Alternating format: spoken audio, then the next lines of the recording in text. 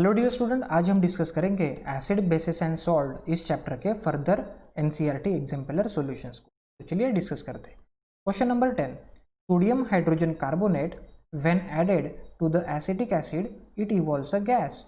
Which of the following statements are true about the gas evolved.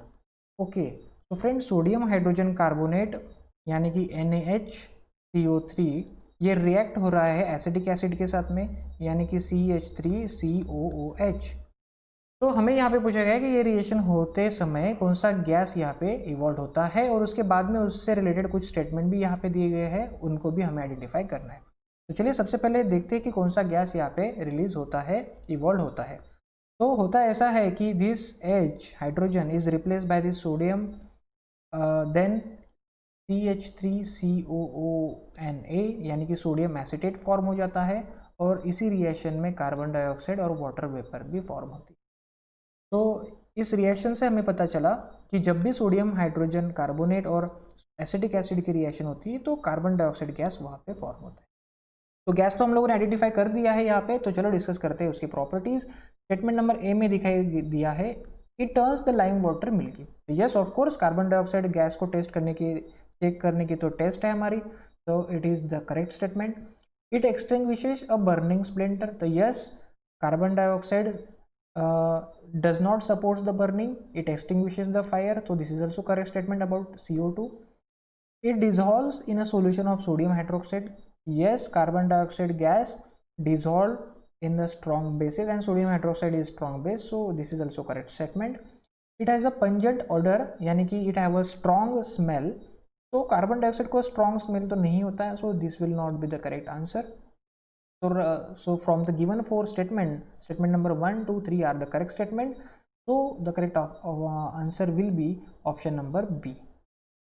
इस सारे process को अगर इक्वेशन फॉर्मेट में अगर हमें लिखना है तो हम लोग कुछ इस तरीके से इसको लिख सकते हैं। तो फ्रेंड, ये जो रिएक्शन है इस तरीके से हम लोग इक्वेशन फॉर्मेट में लिख सकते हैं। Sodium hydrogen carbonate plus acetic acid it gives sodium acetate CO2 NH2। तो इस तरीके से इस रिएक्शन को भी आपको ठीक से समझना है। Question number 11, common salts beside in being used in kitchen can also be used as a raw material for making. Okay, तो कॉमन सॉल्ट यानी कि NaCl किचन में तो यूज होता ही होता है, लेकिन रादर देन दिस उसके और क्या क्या यूजेस है वो हमें यहाँ पे पूछे हैं। तो फ्रेंड्स, सोडियम क्लोराइड जो होता है वो काफ़ी सारे केमिकल्स बनाने के लिए as a raw material use होता है, जैसे कि वॉशिंग सोडा है या फिर बेकिंग सोडा है, ब्लीचिंग पाउडर है, इस तरीके से इनको बनाने के लिए ये as a raw material use होता है। इवन जब हम मोल्टन सोडियम क्लोराइड का इलेक्ट्रोलिसिस करते हैं तो इसमें से भी हमें ऑब्टेन होता है सोडियम, यानी कि सोडियम ऑब्टेन करने के लिए भी NaCl का यूज़ होता है, या फिर क्लोरीन गैस भी हम लोग इससे ऑब्टेन कर सकते हैं। तो इतने सारे प्रोडक्ट्स हमें इस सोडियम क्लोराइड से मिल सकते हैं।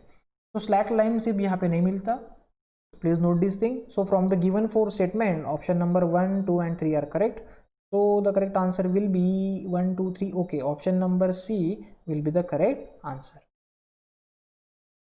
Question number 12, one of the constituents of baking powder is sodium hydrogen carbonate यानी कि baking soda, the other constituent is okay. तो फ्रेंड्स, केक है ना, या फिर ब्रेड बनाने के लिए जो बेकिंग पाउडर यूज होती है उसमें क्या क्या कंस्टिट्यूएंट होते हैं ये हमें यहाँ पे पूछे गए हैं। तो बेकिंग पाउडर में एक कंस्टिट्यूएंट तो होता है सोडियम हाइड्रोजन कार्बोनेट यानी कि बेकिंग सोडा जिसे हम लोग कह सकते हैं। उसके बाद में सेकंड कंस्टिट्यूएंट हमें पूछा गया है, तो उसके अलावा उसमें एक एडिबल माइल्ड एसिड ऐड कर दिया जाता है ना। ऐसा क्यों होता है कि यानी कि जब इसमें पानी ऐड होता है केक या फिर ब्रेड बनाने के लिए, तब वहाँ पे फिर CO2 गैस रिलीज होता है और जिसके वजह से वो स्पॉन्जी वहाँ पे फूड आइटम बनता है। तो माइल्ड एसिड यहाँ पे यूज होना चाहिए। तो गिवन ऑप्शन देखते हैं कि हाइड्रोक्लोरिक एसिड नहीं, स्ट्रॉन्ग एसिड है, एसिटिक एसिड स्ट्रॉन्ग एसिड है, सल्फ्यूरिक एसिड स्ट्रॉन्ग एसिड है, तो टार्टारिक एसिड यहाँ पे डेफिनेटली यूज होता है इन द बेकिंग पाउडर। तो बेकिंग पाउडर जो हम लोग परचेज करते हैं तो उसमें होता है सोडियम हाइड्रोजन कार्बोनेट, है ना, सोडियम हाइड्रोजन कार्बोनेट यानी NaCO3 जिसको कि बेकिंग सोडा भी कहा जाता है। उसके अलावा माइल्ड एडिबल एसिड होता है यानी कि टार्टारिक एसिड, और इन दोनों की वजह से जब ब्रेड या फिर केक बनाने के लिए पानी ऐड होता है उस सब मिक्सचर में, तब वहाँ पे कार्बन डाइऑक्साइड गैस रिलीज होता है, जिसके वजह से वो स्पॉन्जी बनता है। Question number 13, to protect tooth decay we are advised to brush our teeth regularly, the nature of toothpaste commonly used is. Okay, तो यहाँ पे पूछा गया है कि जो टूथ डिके प्रॉब्लम होता है उसको अवॉइड करने के लिए ब्रश रेगुलरली हमें करना पड़ता है। उसके अलावा जो टूथपेस्ट हम लोग यूज़ करते हैं उसका नेचर भी यहाँ पे पूछा गया है कि वो एसिडिक, बेसिक, न्यूट्रल या करोजिव, किस तरीके से उसका नेचर होता है। सबसे पहले हम लोग इस टूथ डिके वाले प्रॉब्लम को ठीक से समझ लेते हैं।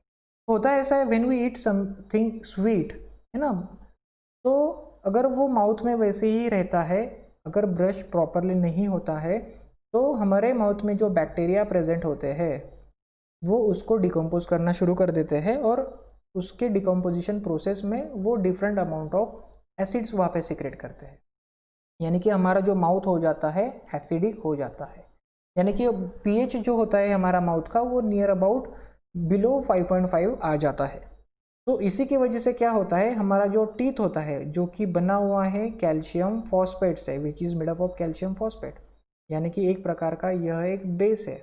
तो ये जो बेस होता है वो इस एसिड के साथ में रिएक्ट होके वहाँ पे वो टीथ करोड़ हो जाता है, उसका मीन्स उसका लेयर कम होना वहाँ पे शुरू हो जाता है।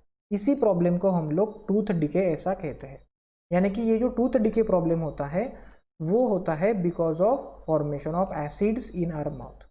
तो अभी सपोज इस एसिड को ही अगर हमें कम करना है तो ऑफकोर्स जो टूथपेस्ट हम लोग यहाँ पे यूज़ करने वाले हैं वो उसके अपोजिट नेचर का होना चाहिए, यानी कि वो होना चाहिए बेसिक नेचर का, यानी तभी यह बेसिक नेचर वाला टूथपेस्ट उस एसिड्स को न्यूट्रलाइज करता है और हमारा टूथ डिके का प्रॉब्लम अवॉइड हमारा हो सकता है।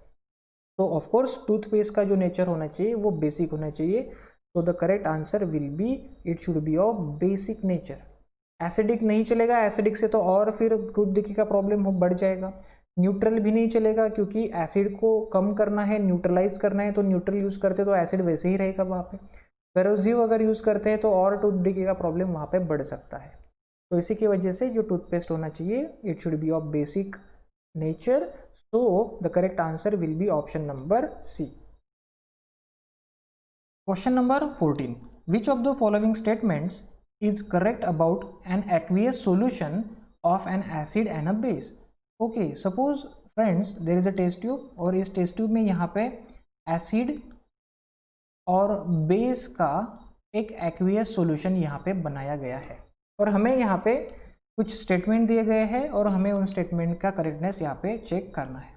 तो सबसे पहले चेक कर लीजिए, नोटिस कर लीजिए कि जब एसिड और बेस रिएक्ट होते हैं तब यहाँ पे बनते हैं salts and water. Please note this thing. तो सॉल्ट यहाँ पे बनेगा, तो हमें यहाँ पे बताया गया है कि जो एक्वेस सॉल्यूशन है अगर उसका पीएच हायर होगा तो यहाँ पे स्ट्रॉन्गर एसिड होगा, ऐसा उनका कहना है।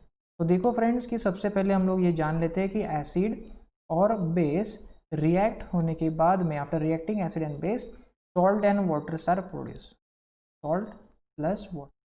तो अभी इस सॉल्ट का नेचर, अगर उसका जो पीएच है वो अगर हाई है, पीएच हाई पीएच लो ये भी कंसेप्ट समझना ज़रूरी है। अगर पीएच 7 होता है तो न्यूट्रल होता है, 7 से अगर ज़्यादा होता है तो उसे हम लोग बेसिक नेचर का कहते हैं सब्सटेंस को, और पीएच 7 से कम होता है, लोअर होता है, तो हम लोग उसको कहते हैं एसिडिक सब्सटेंस या फिर कंपाउंड। तो यहाँ पे हायर पीएच है यानी कि वो जो सॉल्यूशन है वो बेसिक है।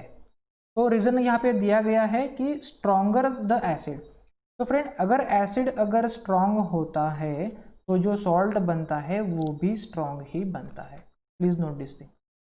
तो हायर द पीएच यानी कि ये जो सॉल्ट बना है ये एक्चुअली में बना है बेसिक, और यहाँ पे रीज़न दिया गया है ये बेसिक इसलिए बना है कि स्ट्रॉन्गर एसिड था इसलिए। तो नहीं, अगर स्ट्रॉन्ग एसिड होता था तो उसका जो पीएच है वो कम होता था, यानी कि वो एसिडिक होता था।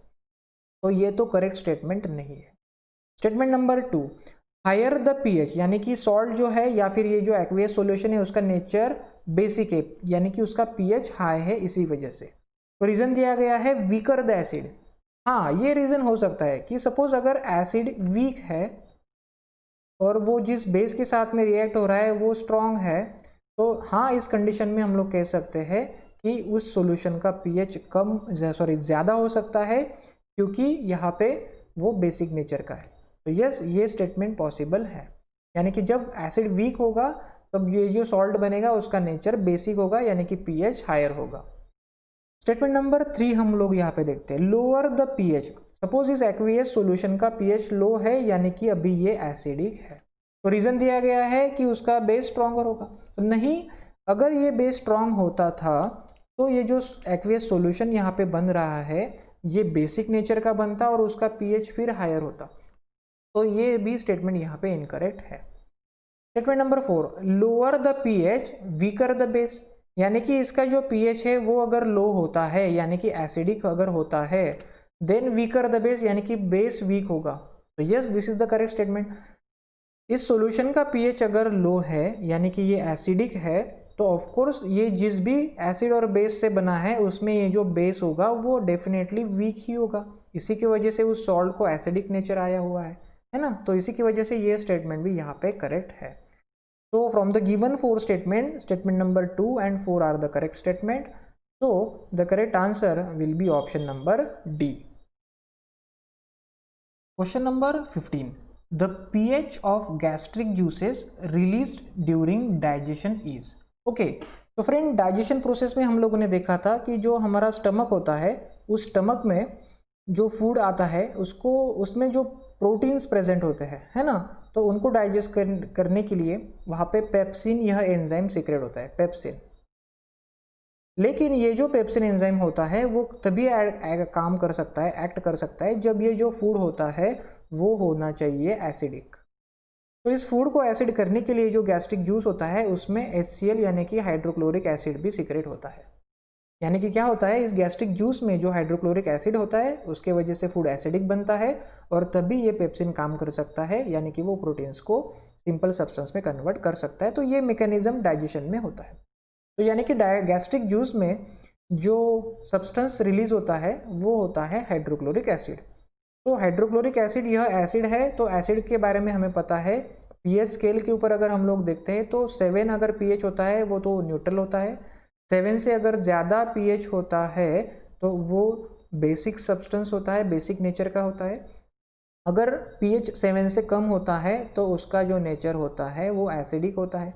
तो अभी हम लोगों ने डिस्कस किया कि गैस्ट्रिक जूस से हाइड्रोक्लोरिक एसिड रिलीज हो रहा है, this is a acidic substance, acidic nature, तो इसका जो पीएच है it should be less than 7, है ना।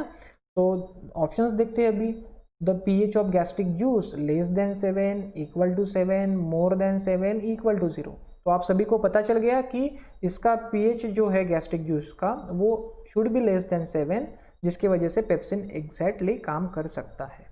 तो the correct answer will be option number A कि गैस्ट्रिक जूस का जो पीएच होता है वो लेस देन 7 होता है।